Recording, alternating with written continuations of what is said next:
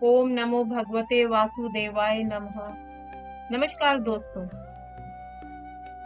आज मैं आपको ऐसी यात्रा पर लेकर चलने वाली हूँ जिसके बारे में जानने की जिज्ञासा हर मनुष्य के मन में कभी ना कभी अवश्य उठती है। मृत्यु। यह एक ऐसा शब्द है जिसे सुनते ही मन में अनेक प्रश्न उठने लगते हैं। क्या मृत्यु ही जीवन का अंत है, या फिर मृत्यु के बाद भी कोई ऐसी यात्रा शुरू होती है जिसे हमारी आंखें नहीं देख सकती? क्या सचमुच हमारे हर कर्म का हिसाब रखा जाता है? क्या आत्मा मृत्यु के बाद भी अकेली होती है, और क्या स्वर्ग, नर्क और मोक्ष केवल कल्पना है, या फिर पौराणिक ग्रंथों में उसका कोई वर्णन भी मिलता है?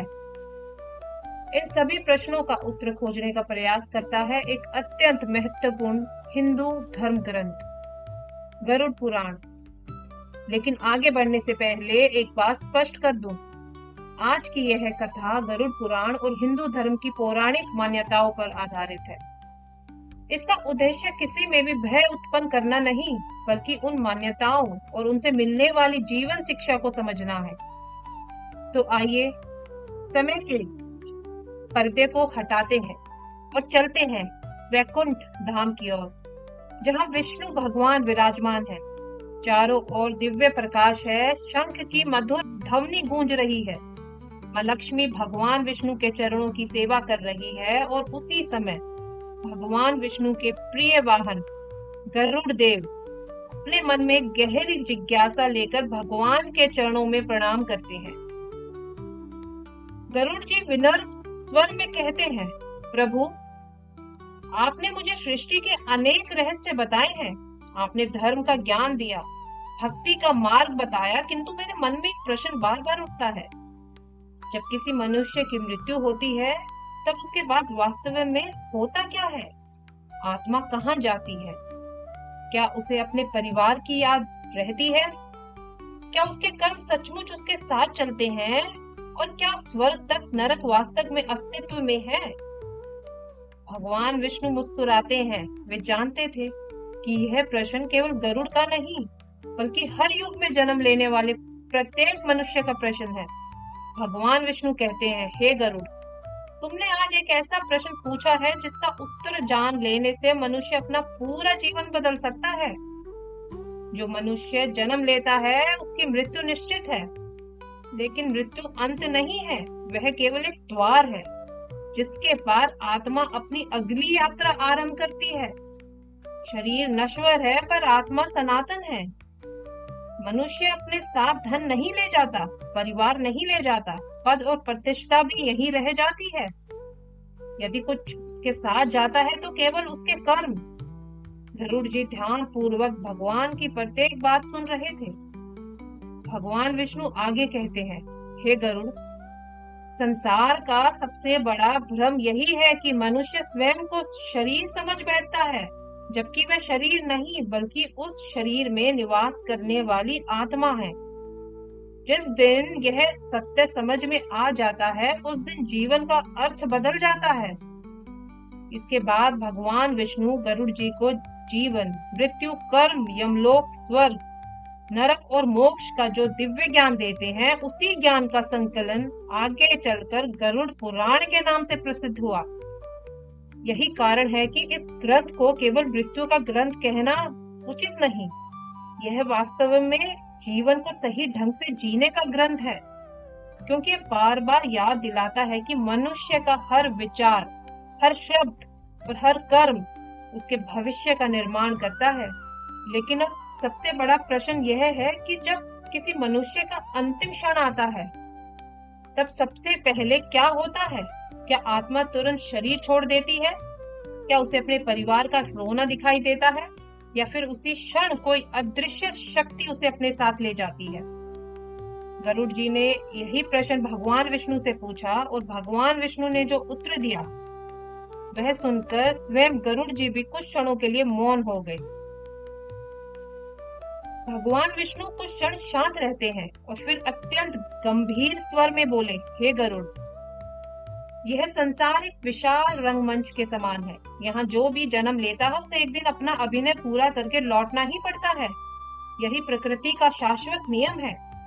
जब किसी मनुष्य के जीवन की निर्धारित आयु पूर्ण हो जाती है, तब उसका शरीर धीरे धीरे अपनी शक्ति खोने लगता है। आंखें खुली होती है पर दृष्टि धुंधली होने लगती है। कान सुनते हैं पर बाहरी संसार की ध्वनियां मानो दूर चली जाती है। शरीर स्थिर पड़ जाता है, लेकिन आत्मा अभी भी कुछ अनुभव कर रही होती है। भगवान विष्णु आगे कहते हैं, गरुड़, मनुष्य जिस वस्तु से जीवन भर सबसे अधिक जुड़ा रहता है, जैसे कि धन, परिवार, पद, प्रतिष्ठा, अंतिम क्षणों में वही सब उसके सामने एक एक करके उपस्थित होता है, लेकिन तब वह उन्हें रोक नहीं सकता। वह बोलना चाहता है पर शब्द साथ नहीं देते। वह अपने प्रियजनों का हाथ पकड़ना चाहता है पर शरीर उसका साथ छोड़ चुका होता है।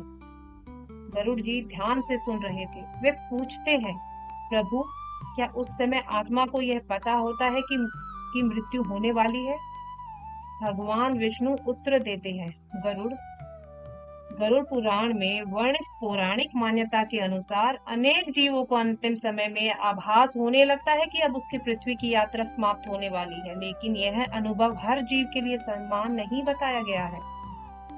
फिर भगवान विष्णु ने एक और रहस्य बताया। जब मृत्यु का समय आता है, तब आत्मा और शरीर का संबंध धीरे धीरे स्थिर होने लगता है। जैसे दीपक में तेल समाप्त होने पर लौ मंद पड़ जाती है, वैसे ही शरीर की चेतना क्षीण होने लगती है। और फिर वह क्षण आता है जब आत्मा शरीर से अलग हो जाती है। गरुड़ जी ने आश्चर्य से पूछा, प्रभु, आत्मा के शरीर से अलग होते ही क्या होता है? भगवान विष्णु बोले, पौराणिक मान्यता के अनुसार आत्मा कुछ समय ही अपने शरीर के पास रहती है। वह अपने परिवार को रोते बिलखते देखती है। वह उन्हें पुकारना चाहती है, कहना चाहती है कि मैं यही हूँ, लेकिन अब उसकी आवाज किसी तक नहीं पहुँचती। यही वह क्षण है जब मनुष्य को पहली बार यह अनुभव होता है कि जिसे वह मैं समझता था, वह वास्तव में शरीर नहीं बल्कि आत्मा है। गरुड़ जी ने बोला कि प्रभु, ये तो सुनकर मेरा दिल और मेरे नेत्र दोनों नम हो उठे हैं। उन्होंने धीरे से पूछा, प्रभु, क्या उसी समय यमदूत आते हैं? भगवान विष्णु ने उत्तर दिया, गरुड़ पुराण में वर्णित मान्यता के अनुसार जब मनुष्य का समय पूर्ण हो जाता है, तब यमराज के दूत आत्मा को उसके अगले मार्ग की ओर ले जाने के लिए आ जाते हैं। किंतु उनका स्वरूप हर आत्मा के लिए एक जैसा नहीं बताया गया है। जो व्यक्ति सत्य, दया, सेवा और धर्म के मार्ग पर चलता है, उसके लिए यह यात्रा अपेक्षाकृत शांत बताई गई है। वहीं जो व्यक्ति अधर्म, हिंसा और छल से जीवन बिताता है, उसके लिए यह यात्रा कठिन बताई गई है। भगवान विष्णु आगे कहते हैं, ध्यान रहे गरुड़, यह वर्णन मनुष्य को भयभीत करने के लिए नहीं, बल्कि उसे यह स्मरण दिलाने के लिए है कि उसके कर्म ही सबसे बड़ी संपत्ति है। मनुष्य का धन यहीं रह जाता है, उसका घर यहीं रह जाता है, उसके संबंध भी यहीं रह जाते हैं, लेकिन उसके कर्म उसके साथ चलते हैं। गरुड़ जी अब पूरी तरह मौन थे। उन्हें समझ आने लगा था कि जीवन का वास्तविक मूल्य क्या है, लेकिन उनके मन में अभी भी एक प्रश्न था। उन्होंने पूछा, प्रभु, जब यमदूत आत्मा को लेकर चलते हैं, तब उन्हें लेकर कहाँ जाया जाता है? क्या सचमुच चित्रगुप्त उनके जीवन का लेखा जोखा देखते हैं?